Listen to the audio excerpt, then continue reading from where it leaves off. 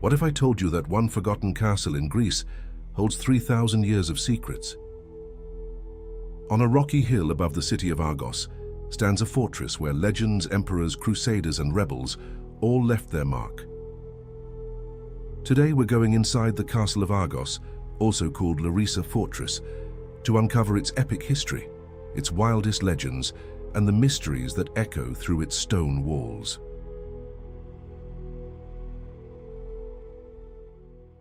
Chapter 1: Myth, Bronze Age, and the First Wars. Let's start at the very beginning. Argos is one of the world's oldest cities, inhabited for over 7,000 years. According to Greek myth, Argos is named after Argos Panoptes, the all-seeing giant, and legends say that Perseus, the hero who killed Medusa, was born here. But even before the myths, people built here. On top of this hill, around 1300 BCE, Mycenaean builders raised huge Cyclopean walls. Massive blocks from this era are still there today, forming the bones of the later castle. The ancient Greeks called this hill Larisa, after a local nymph, or possibly from a Pelasgian word meaning fortress. By the 7th century BCE, Argos was powerful. King Phidon ruled here, inventing the hoplite phalanx and defeating the Spartans at Hyceae.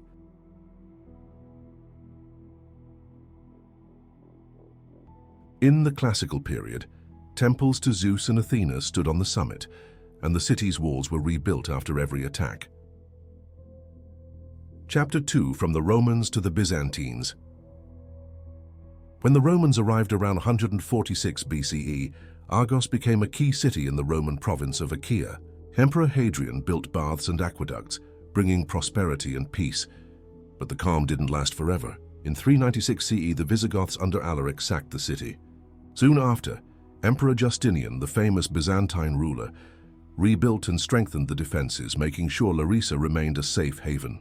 In the 600s CE, Slavic raids threatened Argos, and again the hilltop fortress was a refuge.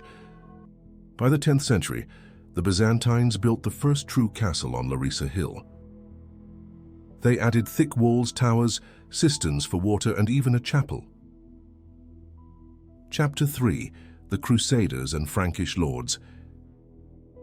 In the year 1174, Bishop Nicetas rebuilt the church at the summit, and his inscription survives to this day. The medieval story is a whirlwind of conquest and betrayal. In 1203 CE, Leon Skouros, a Greek warlord, seized Argos, but just a few years later the Crusaders arrived. By 1212, the Franks captured the castle after a dramatic siege and gave it to Otto de la Roche, the Duke of Athens. For nearly 200 years, Frankish lords ruled Argos. They rebuilt the castle, adding keeps and new walls, and the fortress was praised as one of the 4 strongest in the Peloponnese. But Argos was always a prize. In 1388 CE, the last Frankish heiress sold Argos to Venice. But before the Venetians arrived, the Byzantine despot of Mystras seized it, then the Ottomans threatened, and finally the Venetians took control in 1394 CE.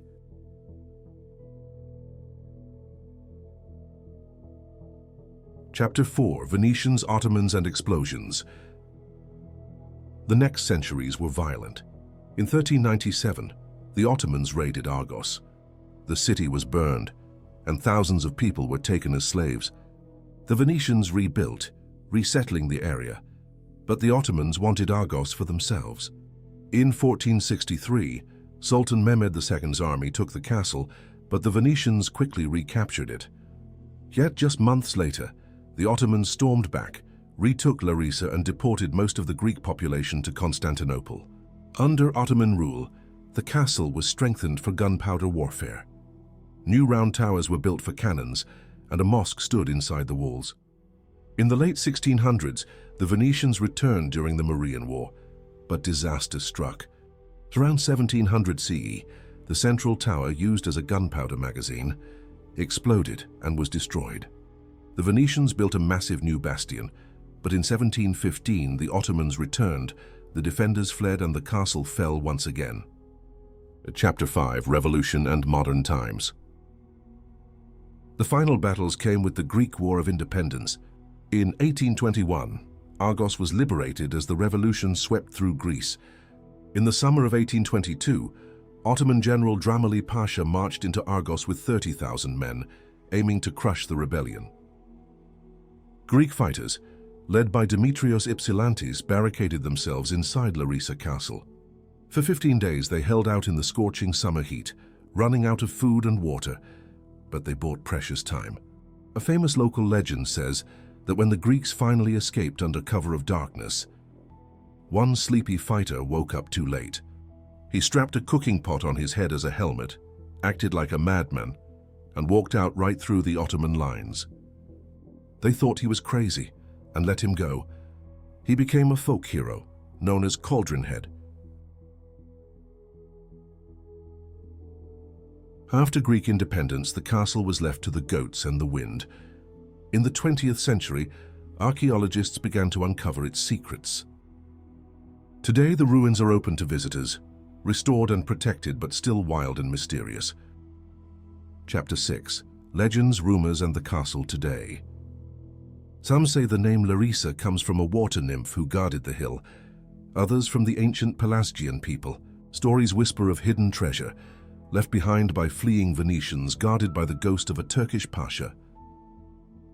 Locals say that on quiet nights, you can hear echoes of ancient battles or glimpse the ghost of a Frankish lady wandering the walls. Below the castle lies the cave monastery of Panagia Katakekrimeni, said to have once been a sanctuary of the goddess Hera.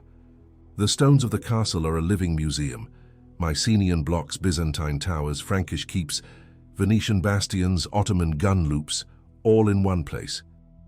Today, the Castle of Argos stands high above the plain, open to all.